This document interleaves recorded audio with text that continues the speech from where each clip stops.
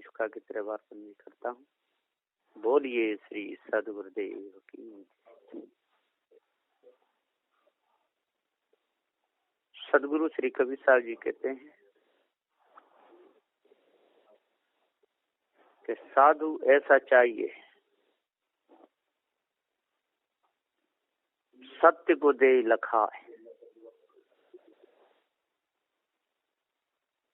जड़ चेतन के भेद को पल में दे लखाए। जड़ चेतन के भेद को सद्गुरुदेव पल में बताते हैं। तो सद्गुरुदेव जी पुकार के समझाते हुए कहते हैं, मैं वहीं रख दूंगा गुरुदेव जी। तो सद्गुरुदेव जी अजर अमर अखंड नित्य स्वयं स्वरूप चेतन जी बताया सद्गुरुदेव जी ने।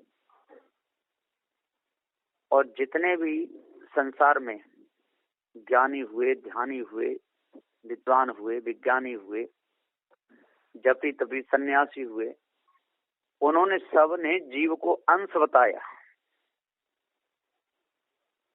कि जीव ईश्वर का अंश है। और जितने थे उन्होंने जीव को ईश्वर का अंश बताया। और सदगुरु श्री कबीर साहब ने नहीं बताया। सदगुरु कबीर साहब ने कहते कि नहीं, जीव ईश्वर का अंश नहीं है। जीव अजर अमर अखंड अविनाशी है। और अविनाशी को किसी का अंश बताना, किसी का कोई अधिकार नहीं। क्योंकि जो भी जाना जाता है वो जीव के द्वारा, और जो भी नाम रखा जाता है दुनिया में वो भी अविनाशी चेतन जीव के द्वारा। तो सदगुरु श्री कबीर साहब जी पुकार के समझाते हुए कहते हैं कि जब तक सत्य में और कोई दखल देता है और सत्य के बीच में यदि कोई बोलता है तो उसको सत्य का ज्ञान नहीं। ईश ब्रह्म परमात्मा की कल्पना जिसके अंदर चढ़ी हुई है, जिसको पूरा ज्ञान नहीं, इसको पूरा बोध नहीं, वो कभी भी किसी के भी बीच में सत्य का न्याय नहीं कर सकता है।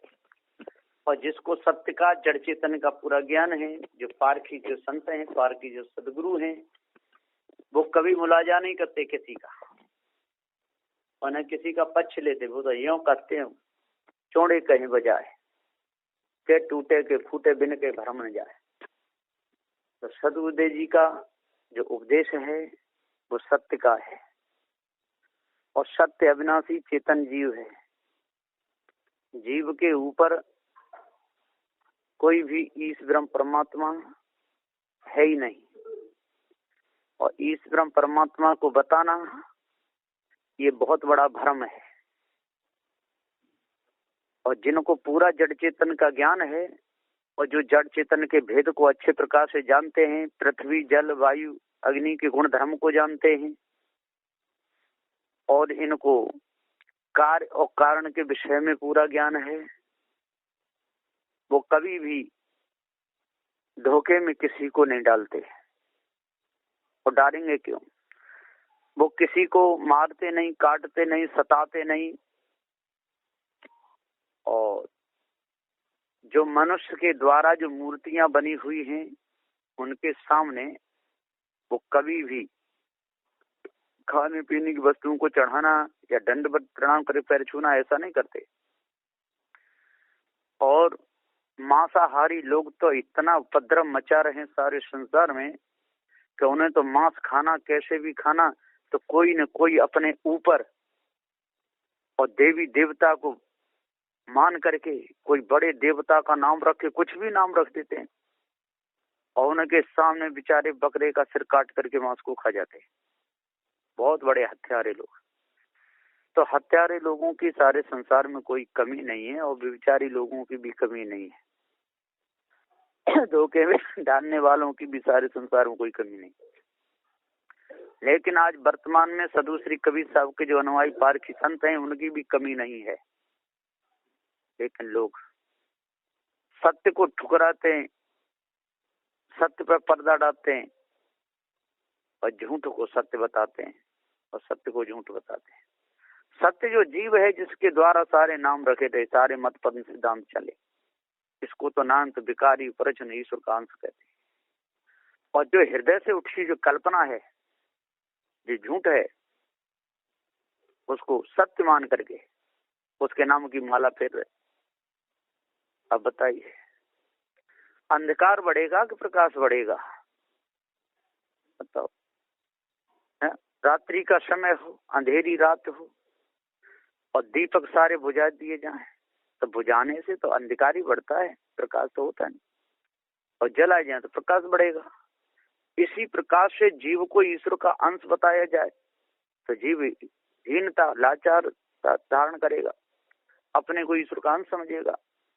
अंश तो है नहीं, लेकिन भुलाया गया है, वही शब्द कान में डाले गए, उसको अपने आप का ज्ञान नहीं तो वो तो अंश समझेगा ही समझेगा। और जिसको जगाया जाता है कि भाई तू अजर अमर अखंड है, तेरे ऊपर कोई ईश्वर परमात्मा नहीं, कोई देवी देवता नहीं, कोई भूत चुड़ैल नहीं, कोई तंत्र मंत्र जादू टोना का सबका बनाने वाला, फंसने और फंसाने वाला तू ही है। जब ऐसा पूरा ज्ञान करा दिया जाता है तो उसके हृदय में सत्य का अपने आप का पूर्ण प्रकाश हो जाता है, वो अपने आप को जान जाता है, फिर वो कभी धोखे में नहीं फंसता है। और जब तक उसको बताया ही नहीं गया हो कि तू अजर अमर अखंड अविनाशी है ना, तो वो क्या जानेगा? वो तो अपने ऊपर ईश्वर परमात्मा को मन मान करके भूला रहेगा। अब शेर के बच्चा को पता ही नहीं था और भेड़ वालों के साथ में पड़ गया, भेड़ के साथ में। अब भेड़ें भय भय करती थी तो वो भी भय भय करता था, और भेड़ घास खाती थी तो वो भी घास खाने लगा था। लेकिन उसका खाना दूसरा और शेर तो शेर। जब दूसरे शेर को देखा और भेड़ों को देखा तो अंतर मालूम पड़ा। फिर जल में देखा तो उसको पूरा पता चला गया, तब भेड़ों से अलग हुआ, तब अपने से मन जाए कि मिला। इसी प्रकार से ये सारी भेड़िया धसान, तंत्र मंत्र जादू टोना हवन होम ईश ब्रह्म परमात्मा देवी देवता, इनमें फंसने वाले काटने माले मांसाहारी ये सब अपने स्वरूप को भूले हुए हैं, अपने आप को जानते नहीं। सबसे निज अपनी निज की भूल है, और निज की भूल मिटी तो सब कुछ मिल गया। मानो रंग परा धन पारा, जैसे रंग को कहीं दौलत मिल जाती तो उसको खुशी का ठिकाना नहीं रहता। इसी प्रकार से जो अनादि से जीव भूला हुआ है, तो आज यदि वर्तमान में पारक ज्ञान हो जाए और इसे पता चल जाए कि मैं अजर अमर अखंड अविनाशी हूँ, तो उसकी भूल मिट जाती है। तो समझ लो कि उसको तो पूरा धन मिल गया। निज धन के समान कोई धन है ही नहीं। जिसको अपने आप का ज्ञान हो गया, जिसको निज धन मिल गया, तो पर धन की उसको कोई जरूरत ही नहीं। तो वो काय को धोखे में फंसेगा, दूसरे को फंसाएगा। तो सदगुरुदेव जी पुकार के समझाते हुए कहते हैं कि जब तक हम अपने आप को नहीं जानेंगे और धोखे में भूले रहेंगे, तब तक हमारे अंदर हीनता, लाचारी, दीनता ये बनी ही रहेगी, ये कभी मिटेगी नहीं। हीनता, दीनता, लाचारी ये सब मिटाने के लिए पारखी गुरु की शरण में जाना पड़ता है। और पारखी सदगुरु देव जी सत्य का उपदेश देते हैं, और सत्य का उपदेश दे करके भी कभी कभी परीक्षा भी लेते हैं कि इसको सत्य का पूरा बोध हुआ है कि नहीं, है ना। तब कह भी देते हैं कि कोई देवी देवता हो और किसी की मूर्ति हो तो वहां सिर झुका लो तो कोई बात नहीं। तो उसको पूरा ज्ञान हो गया तो तुरंत कह देगा कि नहीं, मैं सिर झुकाऊंगा तो अपने गुरुदेव के लिए, गुरु के चरणों में, पारखी सदगुरुदेव, मूर्तियों के सामने नहीं झुकाऊंगा। तो उन्हें पता चल जाता है कि फिर इसको पूरा बोध ज्ञान हो गया है। और जब वो कहने लगे कि हाँ ठीक है, अरे राम थे, पूजनी थे, उनकी मूर्ति हो तो माला फूल चढ़ाए दो, हार चढ़ाए दो, बंद कर लो, कोई बात नहीं। तो उससे यदि पूरा ज्ञान नहीं हुआ है, कच्चा है, तो तुरंत कह देगा हाँ मैं राम की पूजा करूंगा, सिर झुका दूंगा। तो वो समझ जाते हैं अभी ये कच्चा है। और जब तक कच्चापन है तब तक उसको स्वतंत्र नहीं छोड़ते। स्वतंत्र घूमे तो उसको मनमती है। जिसके अंदर कच्चापन रहे किसी की मूर्ति को देख करके एकदम उधर झुक जाए, उसको चाटने लगे, वैसे लोगों के साथ पड़ जाए, जैसा करें तैसा ही करने लगे, समझ लो वो कच्चा है। तो समय समय पर जो संत गुरु जो पारखी होते हैं, जो पूरे वो समय समय पे अपने शिष्यों की या भक्तों की परीक्षा लेते रहते हैं और उन्हें पता चलता रहता है कभी पक्का हुआ है कि नहीं। और जब बिल्कुल पक्का हो जाता है, कड़क अपने सिद्धांत में खरा उतरता है, फिर वो कोई चिंता नहीं करते। उन्हें पता चल जाता है कि अब न ये कहीं फंसेगा, न किसी को फंसाएगा, न किसी को मारने का उपदेश देगा, न मारेगा, न झूठ में फंसाएगा, न झूठ में किसी में कहीं फंसेगा। ऐसा पूरा ज्ञान हो जाता है, तब उनको विश्वास होता है। और जब तक वो भरिया फूटा बना रहता है, जैसे फोड़ा हो जाता है शरीर में और पीप भर जाता है, तो उसमें भारी उसके अंदर से कुचर कुचर मचती है। और जब उस पीप को निकाल दो तो फिर शांति मिल जाती है। और फिर पीप भर जाता है, तब फिर वही होता है, दर्द होता है। और निकलता रहता है, भरता रहता है, निकलता रहता है, भरता रहता है। ऐसा भी ज्ञान बहुतों को हो जाता है कि किसी जगह कैसा भी उपदेश दे दिया, कहीं कैसा भी उपदेश दे दिया, बस उन्हें तो पेट भरना, पेट भरा हुआ। बहुत से महात्मा होते हैं, बस भरे हुआ पेट भयो आनंदा, और बाहर में जाए वो परमानंदा, उन्हें क्या लेना देना है। पेट भरना चाहिए, कैसे भी भरे। तो पेट तो कुत्ता भी भर लेता है, पशु पक्षी सभी भर लेते हैं, पेट भरने कोई विशेषता नहीं, पेट भरे या ना भरे, है ना। और सत्य के बल पे पेट ना भरे ऐसा होगा ही नहीं, सत्य के बल पे कुछ ना मिले ऐसा होगा भी नहीं। और ना हो तो मत हो, उससे कोई चिंता नहीं। यदि हमने पहले किसी को सहारा दिया होगा तो हमको कोई देगा, यदि हमने नहीं दिया तो हमको कोई नहीं देगा। हमने किसी का गला पहले काटा होगा तो हमारा भी कोई काटेगा, है ना। जैसा हमने किया होगा तैसा हमारे सामने आएगा। और हम कहीं गड्ढे में गिर गए और कोई उठाने वाला वहां है ही नहीं, तो पहले हमने कोई उठाया ही नहीं होगा, तो हमको कोई आवे उठाने वाले। उसमें दुखी सुखी होने का कोई काम नहीं। बहुत से लोग दुखी सुखी हो जाते हैं, चिल्लाते रहते हैं, रोते रहते हैं, कितने नालायक हैं, कितने बेवकूफ लोग हैं, सब निकल रहे हैं, मुझे कोई उठा नहीं रहा। अरे जो तेने उठाया होगा वही, उसी का भाव तेरे को उठाने का बनेगा। और तेने ही नहीं उठाया तो कौन उठाएगा। तो सदगुरुदेव जी पुकार के समझाते हुए कहते हैं कि सारे संसार में और झूठ बोलने वालों की कोई कमी नहीं। सारे संसार में झूठ बोलना, धोखा देना, मारना काटना, ऐसे लोगों की कमी है ही नहीं। बहुत छाए हुए चारों, जहाँ जाओ तहाँ झुंड के झुंड मिल जाते हैं। ऐसा मालूम पड़ता है कि हल से यही वैदी है। वहां पर तारक सिद्धांत की बात कोई सुनने वाला नहीं, और वहां पर सुनाना भी नहीं चाहिए। अब कसाई बकरा काट रहा है, मांस बेचारा रोज बेच रहा है, काट रहा है, वो तो हीन दीन लाचार है ही, कर्मों को बना ही रहा है। और वहां पर जाकर के कोई सत्य का उपदेश देने लगे कि तू कसाई है, बहुत बुरे काम कर रहा है, तू नरक में जाएगा, तो वो मारने के लिए रह पड़ेगा, मुंह में छुरी घूस देगा। इसलिए ऐसी जगह पे जाकर के कभी पार ज्ञान नहीं देना चाहिए। काशी मथुरा हरिद्वार में बेचारे पंडित पुजारी लोग सब राम के कृष्ण के वियोग में, राधा रानी के वियोग में कितने बेचारे परेशान हैं, और उनको सब कुछ मार रहे हैं, उन पे खूब चढ़ा रहे हैं, सिर रोज पटकते रहते हैं, दूसरों पे चढ़वाते रहते हैं, दान करते रहते हैं। और वहां पर जाकर के यदि कोई कह दे कि पारक सिद्धांत सत्य है, वो जी तो सारे झूठा है, ईश्वर परमात्मा कोई नहीं है, तो वो तो बेचारे पहले से ही बावले हैं, भक्ति में और ज्यादा बावरे हो जाएंगे, तो काट के भी फेंक देंगे। तो ऐसी जगह पे नहीं। हाँ, जहाँ विवेकी कोई संत हो, चाहे सन्यासी क्यों नहीं हो, विवेकी संत हो, बैरागी क्यों नहीं हो, विवेकी संत हो, नाथपंथी हो, कोई भी हो, जो विवेक माने, विचार माने बड़े हैं, वो सब तरफ के सिद्धांत को भी जानते हैं, पढ़ते लिखते रहते हैं, वो कभी नाराज नहीं होते, वो कोई लड़ते नहीं। यदि सत्संग की चर्चा करनी हो तो जो बड़े पहुंचे हुए जो संत हैं उनके सामने करेंगे, तो वो सब समझते हैं और वो जानते हैं कि कबीर साहब कौन थे, कबीर साहब का ज्ञान क्या था, कबीर साहब कैसे चलते थे, उनको पूरा ज्ञान रहता है। तो वो लड़ते झगड़ते नहीं। जो पूरे पहुंचे हुए जो संत हैं, जो बड़े संत हैं, तो वो कभी लड़ते नहीं, झगड़ते नहीं, किसी को कुछ नहीं कहते, है ना। और वो किसी को धोखे में डालते भी नहीं। हाँ, मत पंथ के अनुसार पहले से उस मत में चले आ रहे हैं, तो उससे वो किसी को छेड़ते भी नहीं, अपना समय पास कर लेते हैं। पथिक महाराज जी थे, उनको पार ज्ञान हो गया, फिर भी उन्होंने उसी भेष में अपने में रहे जिसमें लिए, लेकिन पार का उपदेश भी दिए। ब्रह्म ज्ञानी थे लेकिन उनको पार ज्ञान हो गया था।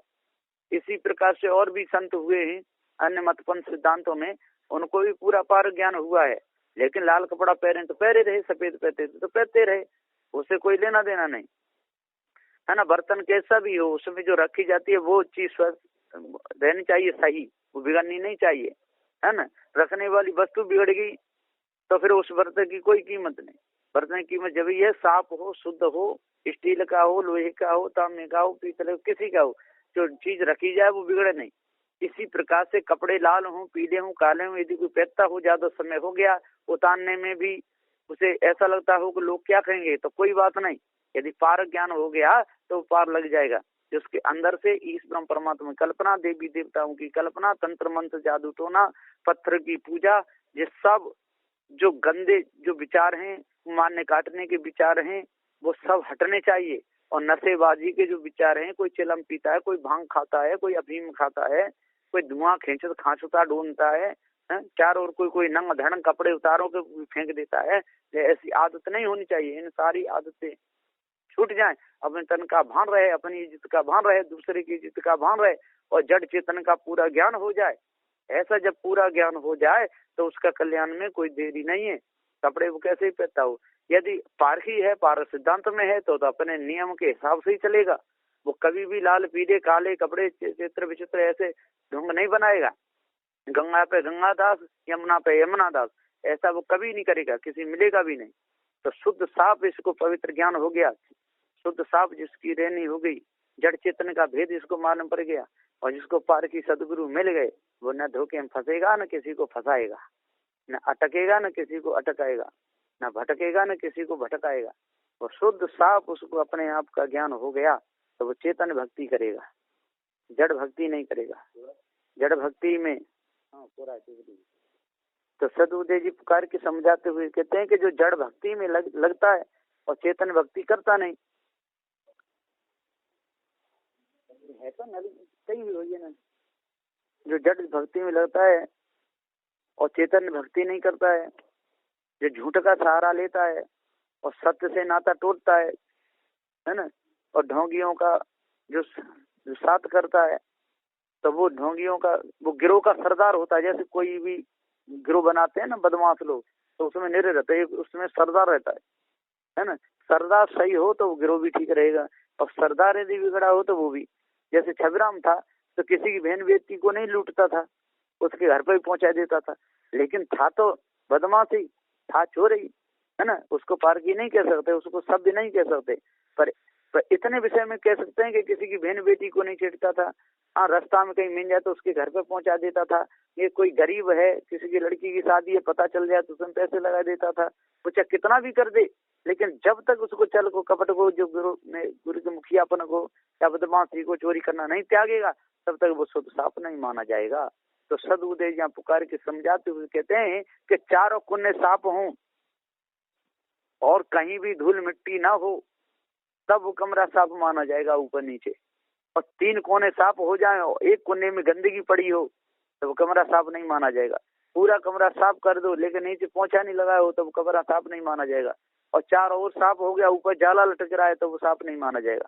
साफ जब ही माना जाएगा कि चारों कोने सही हो, ऊपर नीचे भीतर बाहर एकदम शुद्ध सफाई हो, कचरा नाम की चीज न हो, जाला ना हो, तब वो साफ के साफ हो गया।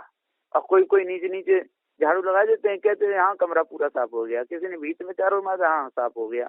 तो इसको कहते हैं वैसे ही फुअर पने का काम।